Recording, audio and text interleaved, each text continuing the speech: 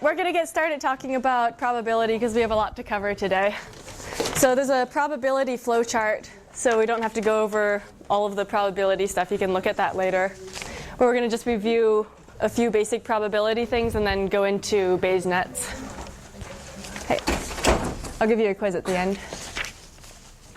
Okay, so to start with probability, we saw a lot of this in lecture, and you've probably seen it in other classes, but just so we're all on the same page, we have variables that might be things like A, B, C. On the handout, there are 5 of them. It goes through E. And then there are events, which are when a variable takes a value. So an event could be something like when the variable A has some value little a, or when the variable A is true, which we might also, which sometimes we just write in shorthand as just A, but in this case it's the event A. Or we might have A is false, which we sometimes write as A with a bar over it. And so these are if it's a Boolean variable, and this is if it's a discrete variable.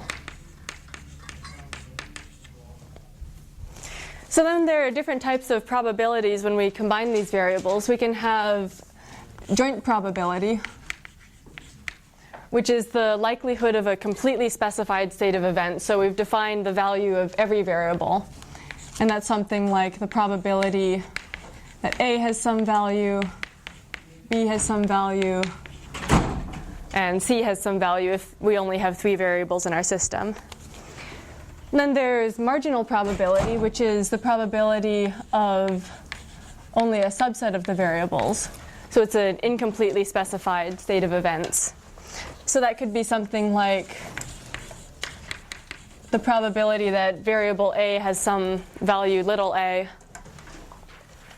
which we could rewrite as the probability that A has a value little a, B has any value, so that could be any of the possible values of variable B. And C has any possible value. And so we could compute this by summing over all possible values of B and C.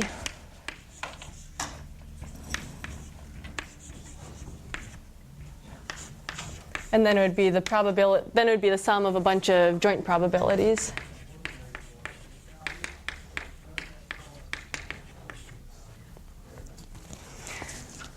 And then finally, we have conditional probabilities.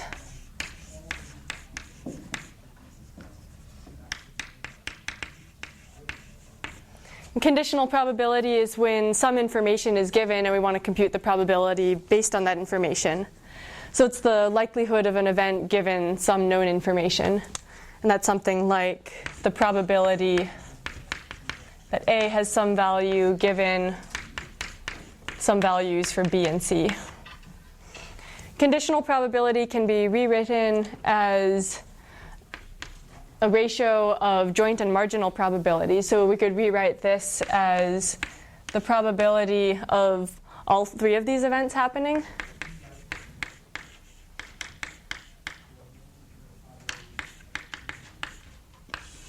divided by the probability of the given events. So divided by the probability that B has some value little b and C has some value little c. And so this leads to the chain rule, which is a way of factoring joint, marginal, and conditional probabilities into a product of just conditional probabilities. So the chain rule looks like this. We start with some probability, like the joint probability if we have 5 variables of A, B, C, D, E. And we can factor that. You can choose any order to do the variables, and basically we take one variable out. Let's take out A, and have the probability of that variable given everything else times the probability of the next variable given everything else. And a lot of this is on the flowchart if you don't want to copy it down. times the probability of C given DE, the probability of D given E, times the probability of E. So here we've just expanded out this joint probability, and in some cases that'll make it easier to calculate the joint probability. So the reason why this expression is true, I'm going to change this. Let's have this be the probability of A, B, C, D given E. And then we would stop there. The reason why this is true is if we rewrote all of these as conditional probabilities, or as ratios of probabilities, we would see that everything cancels out. Because we would have here the probability of A, B, C, D over the probability E. And then here we would have the probability of all of them over B, C, D, E times the probability of B, C, D, E over, and so on, until we get to the probability of DE over the probability of E. And so if we wrote out all of these, we would see that they cancel. So here we have the BCDEs, here we would have probability of DE, and those guys would cancel, and then you can see that the two sides are equivalent. Yeah? Should be ABCD. Yeah, missing an E there. Good catch. This is the probability of ABCD, and now those actually match. Okay. And so one consequence of the chain rule is Bayes' rule, which is just what you get if you rewrite some things using the chain rule. And Bayes' rule says that the probability of A given B is equal to the probability of B given A times the probability of A divided by the probability of B. So these are all just different ways of manipulating probabilities so that we can compute them depending on what we're given. There's the concept of exhaustion. This is basically the idea that probabilities sum to 1. So if you have a Boolean variable, then the probability of A plus the probability of not A is equal to 1. And if you have a discrete variable with, say, 3 values, then the probability of any one of those values, those probabilities sum to 1. So the probability that A has its first value plus the probability that it has its second value plus the probability that it has its third value is 1. And then this also works for conditional probabilities. So we could condition A on some value B, and then we can sum over all the possible values of A, and that will still be equal to 1.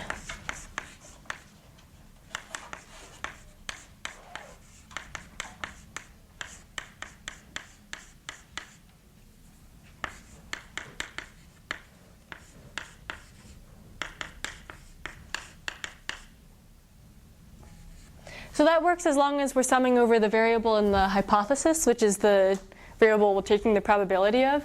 It doesn't work if you sum over the givens. So you can't sum over the different values of B for A equals A1. So that's exhaustion, how we sum over probabilities. And then there's independence.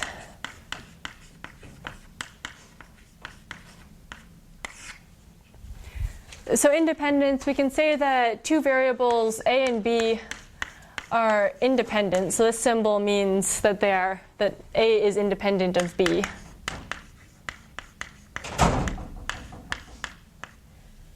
We can say that they're independent mathematically if the probability of A given B is equal to the probability of A. So independence is basically saying that knowledge of one variable doesn't affect the probability of the other. So knowing something about B doesn't affect the likelihood of A happening. So this allows us to factor probabilities. So then we can say the probability of A and B, which would normally be, by the chain rule, the probability of A given B times the probability of B. We can now say, because the probability of A given B is equal to the probability of just A, this probability factors. And then we can do the same thing for conditional independence. So we can say that A is conditionally independent of B given C if the probability of A given B and C is equal to the probability of A given just C. So that's saying that as long as we know C, then A and B are independent. And so that allows us to factor conditional probabilities. So the probability of A and B given C ends up being equal to the probability of A given C times the probability of B given C. So these are just some useful tools for simplifying probabilities, and these are also on the probability flowchart. So one final basic thing with probability is how many parameters you need. So let's say that we have two Boolean variables. And let's say we have no independence assumptions.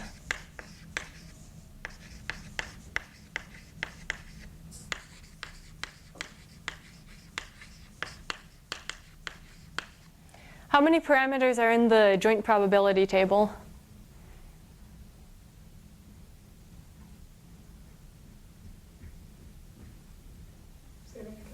How many parameters are in the joint probability table if we have two Boolean variables? So for example, we have A and B. They can each be true or false. Yeah, 4. So A can be true or false. B can be true or false. So there are 4 numbers here, but we actually only need to know 3 of them because of exhaustion.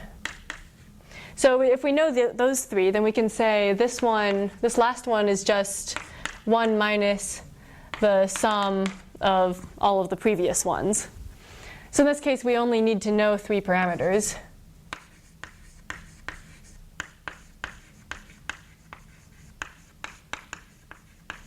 But that's still more than we would need if A and B were independent. So if A and B were independent, how many parameters would we need? So if all the variables are independent, in this case, all 2 of them.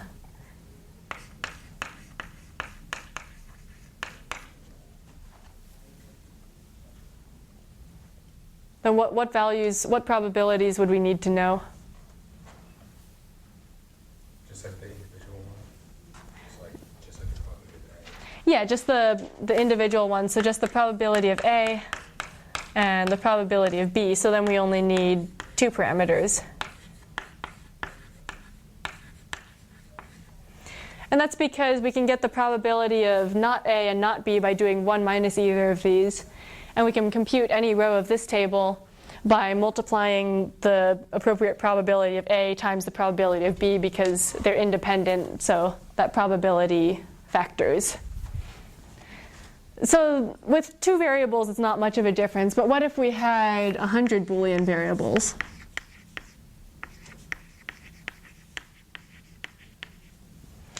If we had no independence assumptions, how many parameters would we need? 2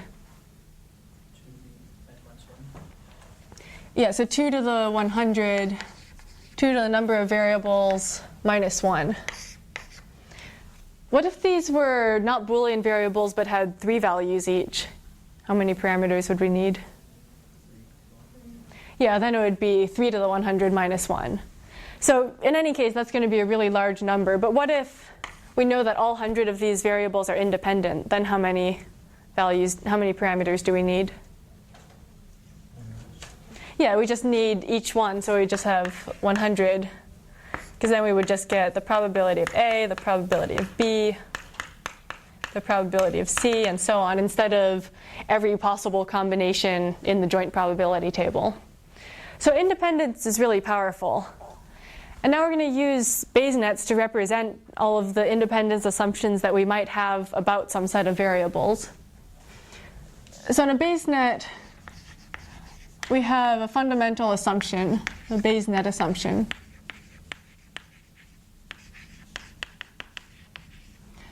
Which is that each variable is conditionally independent of its non-descendants given its parents. So I'm going to write that up, and then we'll figure out what that actually means.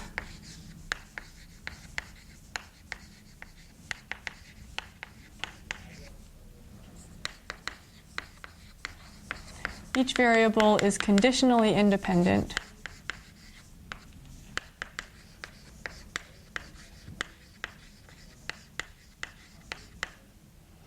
of its non-descendants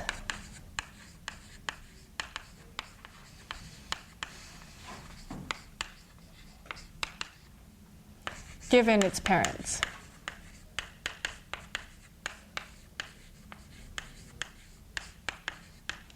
So to figure out what this means, let's look at an example. So let's say we have this Bayes net. We have A, B, C, D, E, F, and G. So Bayes net is basically an acyclic directed graph representing independence assumptions.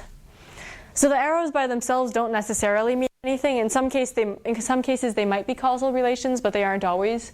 But overall, the Bayes net is just a graph that encodes this assumption. So if we take the variable f as an example, then what this is saying is the variable f is independent of its non-descendants given its parents. So if we write that using probabilities, we would have the probability of f given its non-descendants and its parents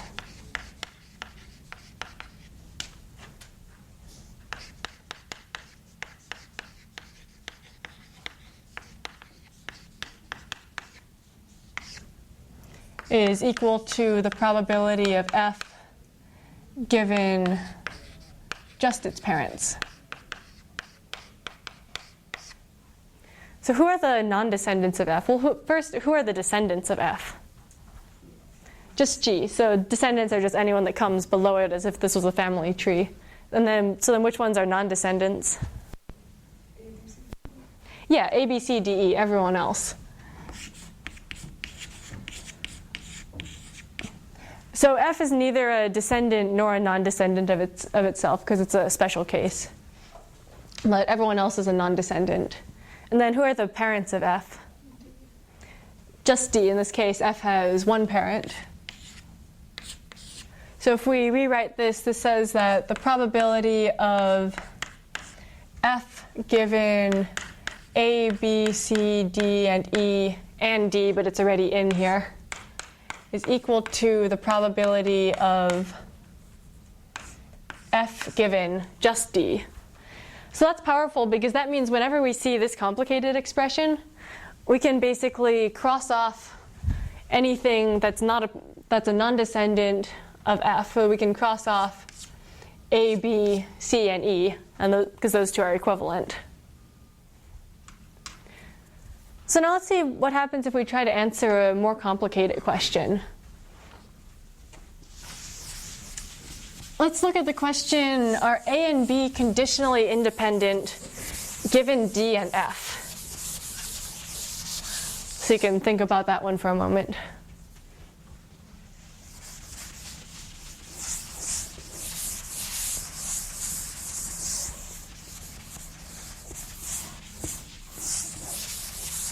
Are there any guesses?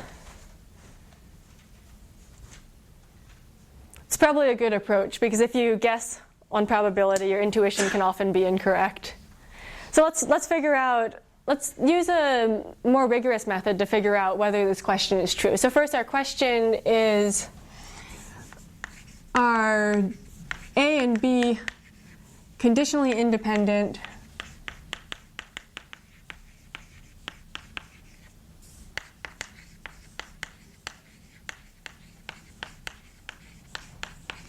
given D and F? We could equivalently write this question symbolically. We could say, is A independent of B given D and F? Or we could write it as probabilities. And we could say, is the probability of A given B, D, F equal to the probability of A given just D, F? So these are all basically equivalent statements. And the method we're going to use to answer this question is something called D-separation, which is short for directional separation. So on the back of the flowchart handout, there's the first page of a handout on D-separation. And you can look up the other 3 pages online later if you want. So the way D-separation works is we're going to draw a copy of a section of this Bayes net and modify it, and then eventually read the answer off of the graph. So the first step is we'll draw something called an ancestral graph.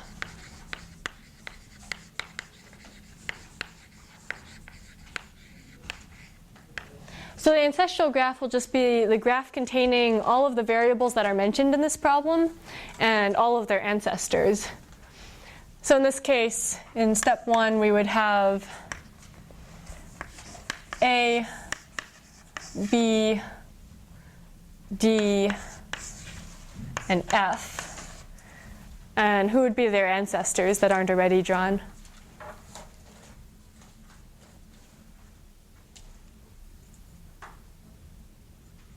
Are there any other ancestors of these variables? Yeah, C is an ancestor of D and F, so we're going to draw it.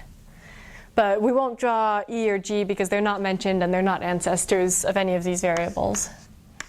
So we'll just draw this subset of the graph, so we get that. Then the second step is we're going to do something called moralizing the graph.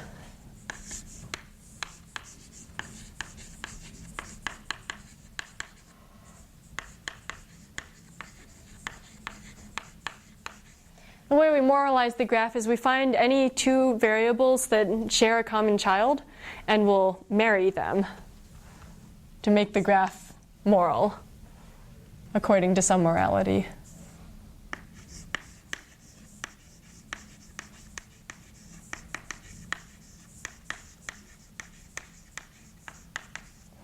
So which variables would we marry?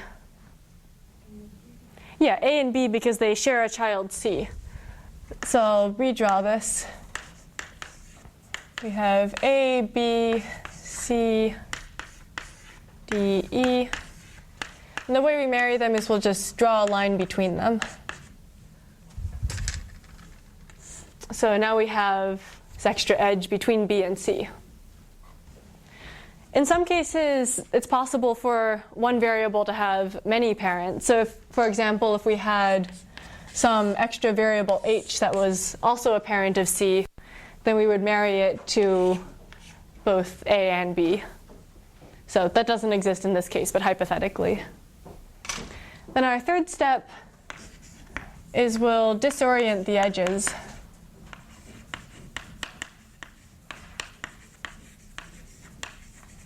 That's just a fancy way of saying we're going to convert all of these directed edges into undirected edges. So in step 3, we'll have all the same connections, but they'll all just be lines.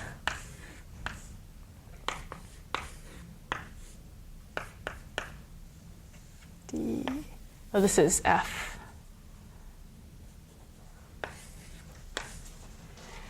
Then the fourth step is we'll delete the givens and all of their edges.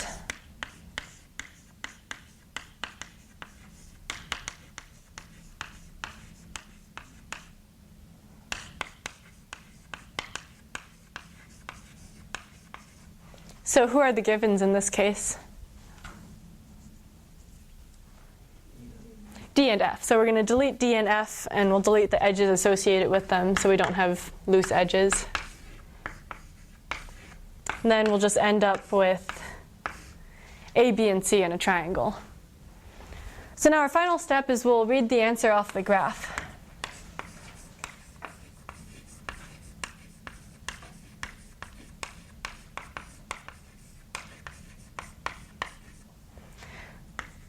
So if the variables are disconnected, in this case if A and B are disconnected, then that means they're definitely independent.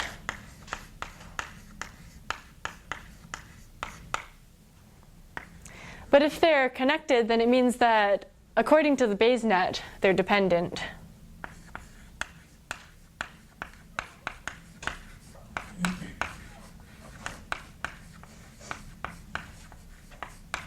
I'm going to put an asterisk on dependent because even if the structure of the Bayes net says they're dependent, it's still possible that mathematically they might be independent. Like it might happen that these probabilities numerically come out to the same thing. Is there a question? By connected, you mean like directly connected, like there is a link from A to B, or could it be at any path? Yeah, good question. So connected is specifically by a path. So there doesn't need to be an edge between them. So like in this graph, we would say that A and F are connected. Okay, so now given this, are A and B conditionally independent given D and F?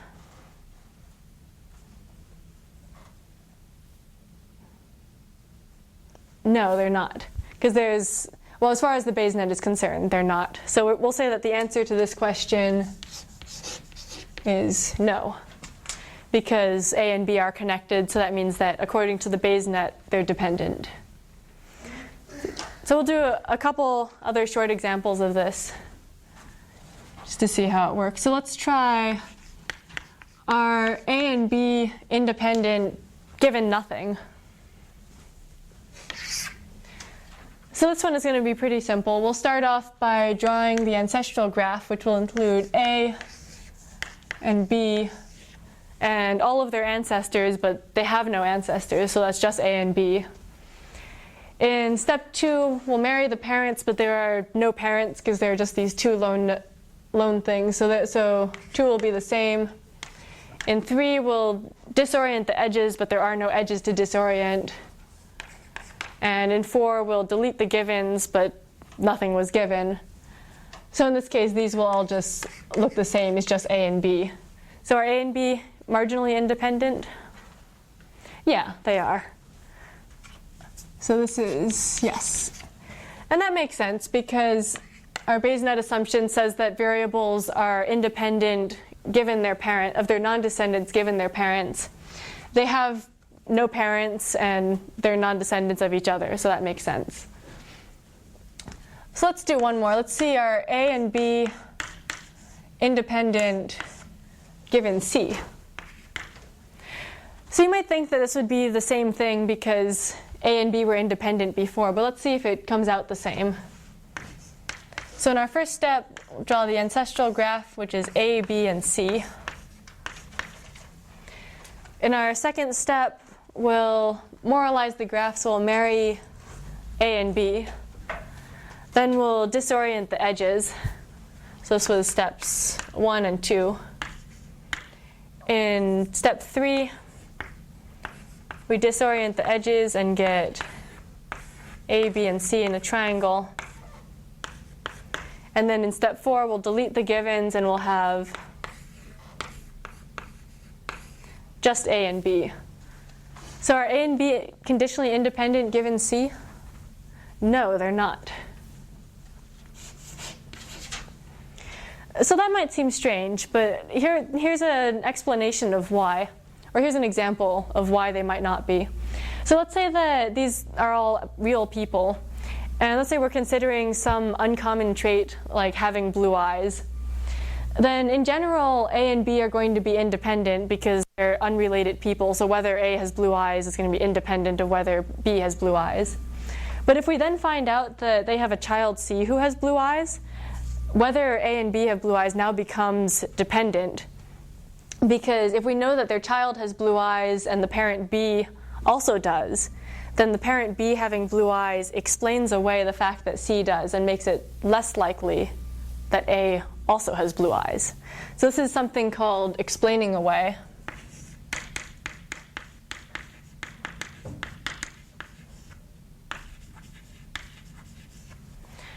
And this tells us that the probability of A given B and C is actually going to be less than the probability of A given just C.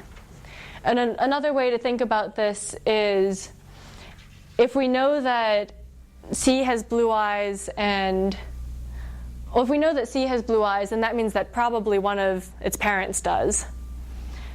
And so once we know about one parent, then that tells us whether the other parent does or does not have blue eyes. Here's another example. Let's say that there are exactly 2 reasons why someone might go to the emergency room.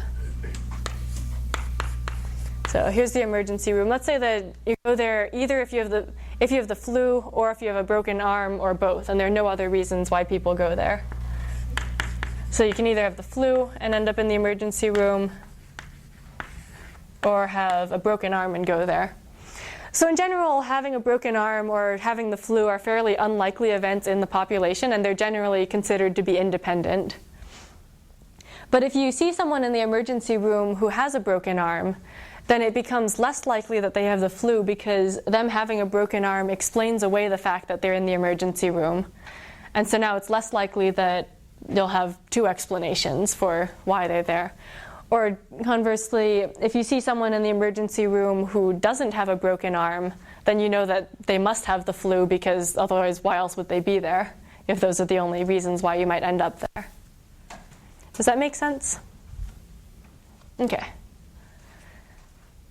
Okay, so a couple more things on Bayes nets. One is how many parameters we need in a Bayes net. So we talked about parameters earlier for just generally if variables were independent or not. Let's look at a specific example. Let's say we're going to have a new Bayes net with 5 variables connected like this. How many parameters do we need to know related to A? How many would be in its probability table? This is like the raccoon trash can thing we were doing in lecture.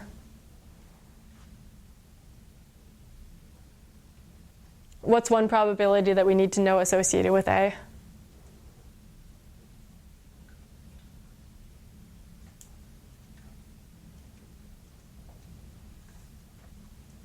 Silence. So we need to know the probability of A, and because it doesn't depend on anything, we only need to know this one parameter. So if that's a number, then that's the only number we need to know related to A. So then how many parameters would we need related to B? Similarly, yeah, just one. So we just need the probability of B. What about D? Yeah, so we have 4 things there because it depends on A and B, and they can each be true or false.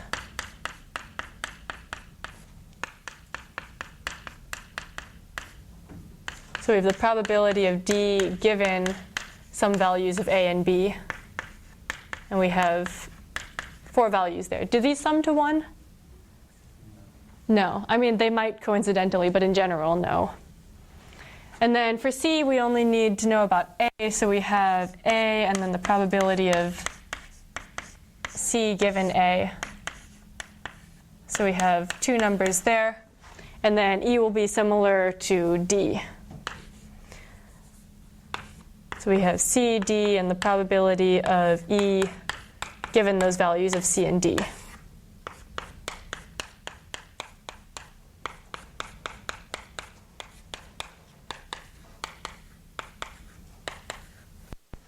So how many parameters do we have in total?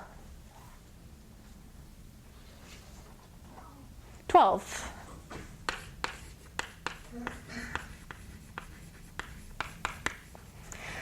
So you can see that this is more than how many we would have if everything was independent, which would be 5, but it's a lot less than if there were no independence assumptions, in which case we would have 2 to the 5th minus 1, which is 31. So this Bayes net, the independence assumptions encoded by this Bayes net already allow us to reduce the number of parameters by a lot.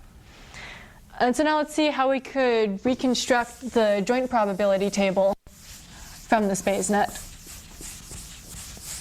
So if we wanted to calculate something like the probability of A is true, B is true, C is false, D is true, and E is false, how would we do that?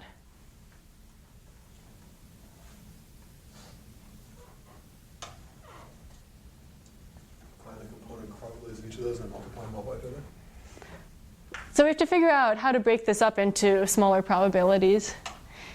So because they're not all independent, we can't just multiply P of A times P of B times P of C, but we can multiply these types of expressions. So we can do that using the chain rule. So then the question is, if we break this up using the chain rule, would we want to put A first or E first? So E, so something like this. So the reason why is if we start it with A, we wouldn't be able to cross off a lot of stuff because these would all be descendants of A. And we only know that variables are conditionally independent of their non-descendants. But if we start at the bottom of the Bayes net and work our way up, then we'll get to cross off some variables. So we have that times the probability of D given not C, B, and A times probability of not C given B and A times the probability of B given A times the probability of A.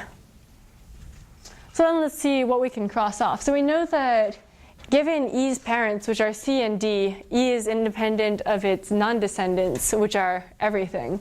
So we can cross off A and B in that case. What can we cross off for this one? C. And then we know that C only depends on A, so we can cross off B, and B is independent of A. So now we've simplified the probabilities, and now we can just look them up in the probability tables. So where would we find this probability, the probability of not E given D and not C? Do we have that? So we don't have it exactly, but we can compute it. So the probability of E given D and not C would be, here's D and here's not C, so that's this row, but it's 1 minus that value. And that's going to be the probability of not E given D and not C. This one is just in our table, so that's D given A and B. Not C given A would be 1 minus that guy. And then we have the probability of B and the probability of A. So that's how we can just look up the values in the tables. So if we wanted to compute a different probability, like say the probability of not A, not B, not C, D is true, and E is false, then we could go and expand them out again and go through the reasoning of what you can cross out. But you could also just keep the same expression and put bars over all of the A's and B's, and then look up those new probabilities. So that way you don't have to go through that work again. Okay, are there any questions on the stuff we've done so far? Okay, so now we're going to look at a couple applications of Bayes nets. We saw these briefly in lecture today. So the first one is naive Bayes classification, which is a machine learning method. And this is the reason why Bayes nets are part of this section of 6034, because lately, the past few weeks, we've been talking about machine learning. Most of this probability stuff is not really machine learning, but it can be used for this type of classification. And you could also think of Bayes nets as a representation, as a possible model for human thinking. So naive Bayes classification.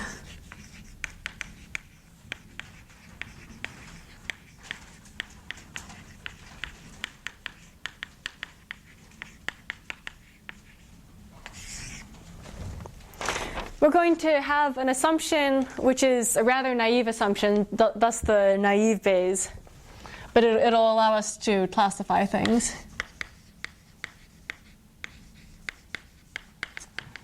So the assumption is that if we know the classification of something, then its features will be conditionally independent of each other. So the features, which might be something like x1, x2, x3, are conditionally independent of each other.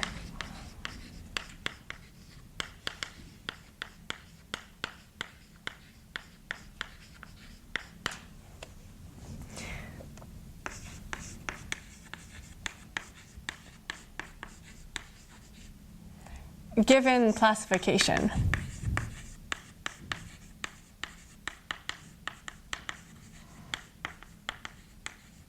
Which we'll call y. So if we compare that assumption to our Bayes net assumption, how might we draw a Bayes net with x1, x2, x3, and y? What would be the parents?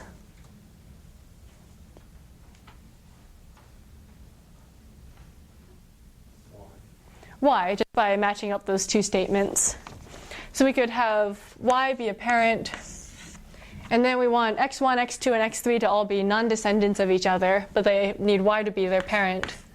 So we would end up with something like this, where they're all children of y.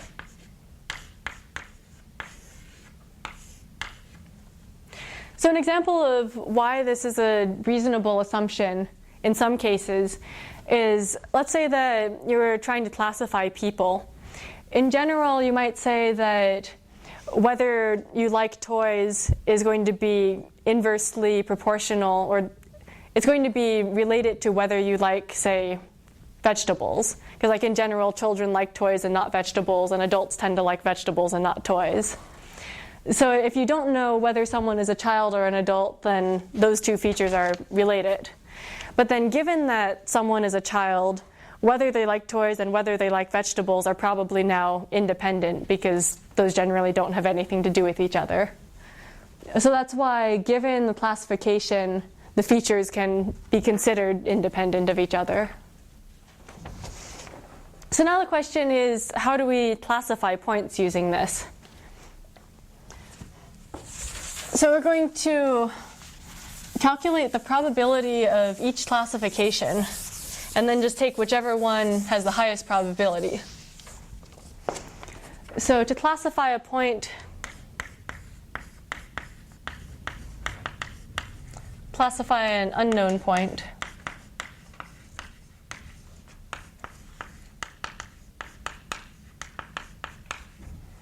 With some features.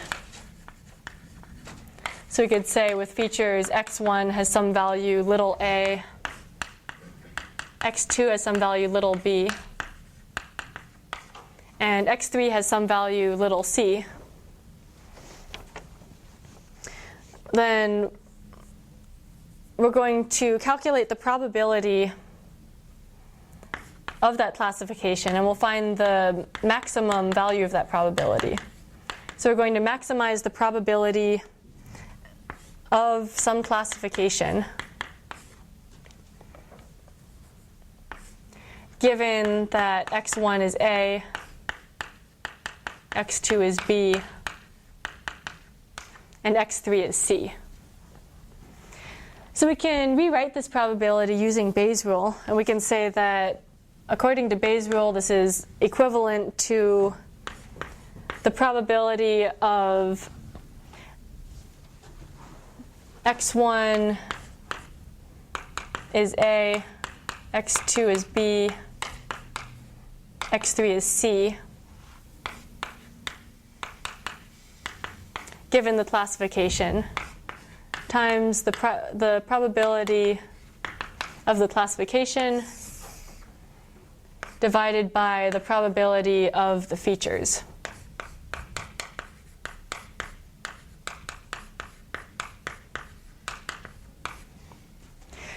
So one thing to notice here is, because we're just trying to maximize this probability, we don't actually care what the probability on the bottom is.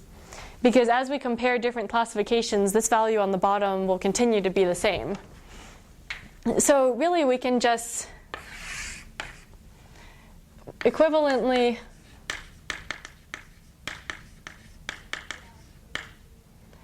we can maximize the expression, this probability of the numerator. So we can also break up this probability because we know that x1, x2, and x3 are independent given y. So we can factor that probability. We can have the probability of x1 equals a given that classification times the probability of x2 is b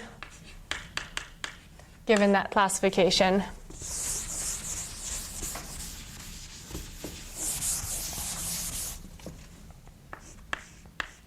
Times the probability that x3 is c given the classification times the probability of that classification in general.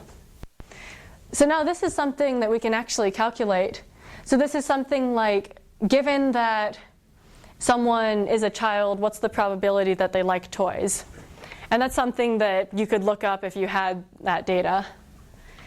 This probability, the probability of the classification, is called a prior probability. And that's something that's sort of arbitrary and generally just has to be given to you. So this is a prior. So like in a case where you're classifying a coin as fair or not fair, you would have to know in general what proportion of coins are fair or what proportion of coins are not fair. In many cases, we might just say that the prior probability of each classification is equal, just to make it simple. So that's one term to know. Another term to know is the posterior probability, which is this thing. So the prior probability is the probability before we take the evidence into account. The posterior is the probability of the classification after we take the evidence into account. And so the evidence is just this stuff. It's the features that we're using to classify the point.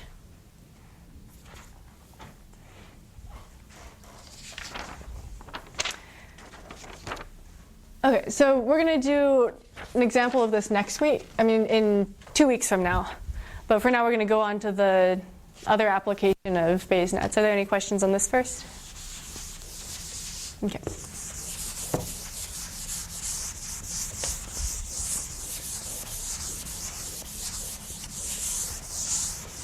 So the other application is model selection, which is, let's say you don't know what the right Bayes net is to represent something, and you want to figure out which model is better.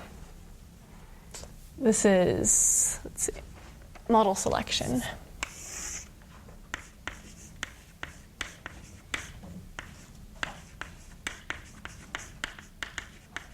We're going to apply the same idea we applied over there, but in this case, we're going to start with several possible models.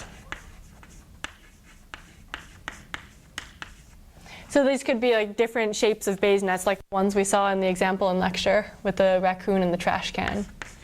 We'll say we have several models, M sub I, that could explain the data.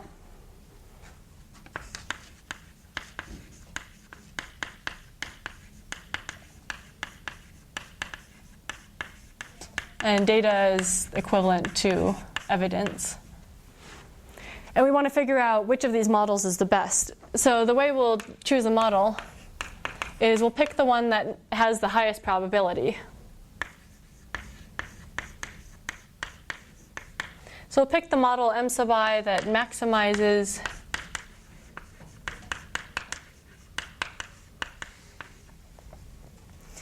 the probability of that model given the data, which we can rewrite as the probability of the data given the model times the prior probability of the model. So how likely this model is in general, which in general we would probably just say all models are equally likely, divided by the overall probability of the data. And so similarly to over there, we could say this is proportional to just the numerator, which is the probability of the data, given the model times the prior probability of a model. So it looks like we have a few minutes, so we could do a quick example of this. Do you want to do that? Yeah? Okay.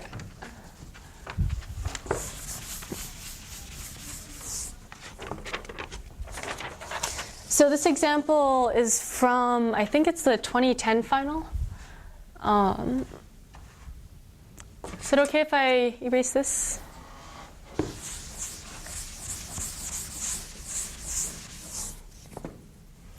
So in this example, we're going to have two coins.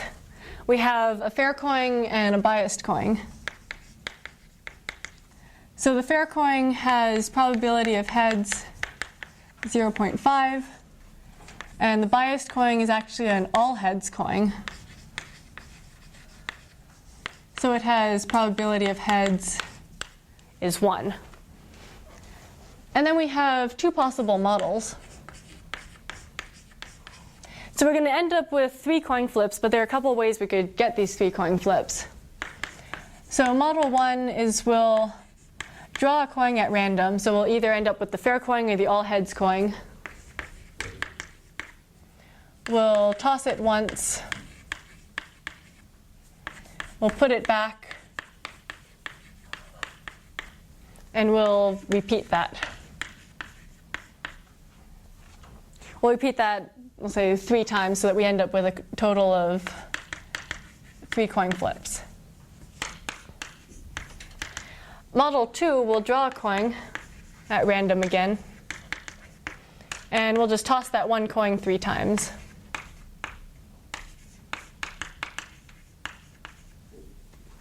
So then we get some data, and the data is that we got heads, heads, tails. Now the question is, which of these two models is more likely? So we can compute the probability of each model. So we have the probability of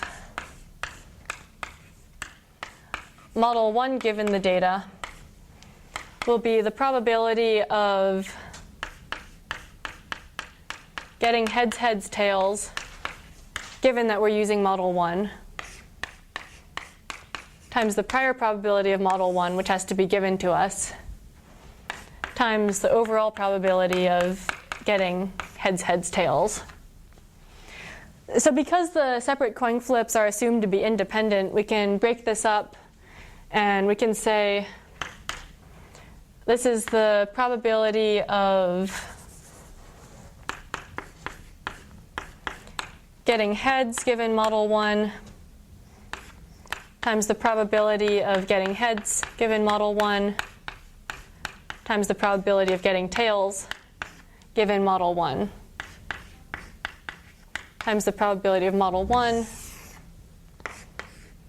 over the probability of our data. So we were able to break this up for model 1 because we're drawing a different coin each time, so those are independent, whereas for model 2, we won't be able to. So what's the probability of getting heads given this model? So we could either draw the fair coin or the all heads coin, and we'll say that there's an equal probability of drawing either coin. So this probability is going to be 1/2 times the probability of heads if we draw the fair coin, plus 1/2 times the probability of heads if we draw the all heads coin. And so that comes out to, what does that come out to? 0.75. So this one will be 0.75. This one will be 0.75. What's the probability of tails given this model? 0.25, because the all heads coin can't give us that. Can't give us a tail. And let's say that the two models have equal probability, so this will be 0.5. We could calculate the probability of getting heads, heads, tails overall, but because we're just comparing these two probabilities, it doesn't matter, so we'll ignore that. And then we have the probability of model 2 given the data will be the probability of getting heads, heads, tails given model 2 times the prior probability of model 2 over the probability of getting heads, heads, tails. So in model 2, this probability will be 1/2 times the probability of getting heads, heads, tails with the fair coin, which will be 1/2 cubed, plus 1/2 times, what's the probability of getting heads, heads, tails with the all heads coin? 0, because we can't get tails. So that will be this value. This guy we said is 1/2. And so now if we were to do the math, we could compare these two probabilities, and we would see that this one comes out to a slightly larger number. So we're going to conclude that model 1 is the better model because this number comes out larger than that one if we did the math correctly.